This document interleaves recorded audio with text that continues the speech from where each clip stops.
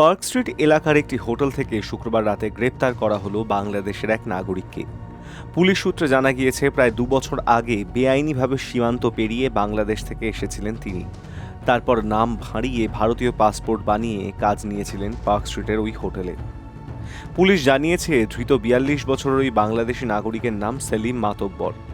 তার কাছ থেকে একটি ভারতীয় পাসপোর্ট উদ্ধার হয়েছে। পাওয়া গিয়েছে আধার কার্ডের ফটোকপি। সেখানে তার নাম রবি শর্মা। পাসপোর্টে জন্মস্থান হিসেবে উল্লিখিত হয়েছে রাজস্থান। রয়েছে দিল্লির একটি ঠিকানাও। ভারতীয় পাসপোর্টটি জাল করা নাকি নাম ভারিয়ে বানানো, তা খতিয়ে দেখছে পুলিশ। কলকাতা পুলিশের একটি সূত্র জানাচ্ছে, সেলিম জেরায় জানিয়েছেন তার বাড়ি বাংলাদেশের মাদারীপুরে। তিনি সেদেশে একটি রাজনৈতিক দলের সঙ্গে সক্রিয়ভাবে যুক্ত ছিলেন। সে সময় রাজনৈতিক ঝামেলার কারণে বাড়ি ছেড়েছিলেন। 2 বছর আগে বেআইনিভাবে সীমান্ত পেরিয়ে নদিয়া জেলায় ঢুকেছিলেন সেলিম। এরপরে দালালের সাহায্যে কিছুদিন গা ঢাকা দিয়েছিলেন সেখানে। ভুয়ো তথ্য দিয়ে ভারতীয় পাসপোর্টও বানিয়েছিলেন। তারপরে চলে এসেছিলেন কলকাতায়।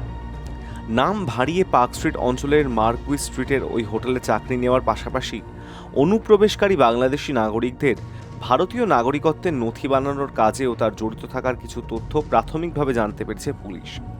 সেলিমের সঙ্গে কোনো আন্তর্দেশীয় অপরাধ চক্রের যোগাযোগ থাকতে পারে বলেও সন্দেহ করা হচ্ছে।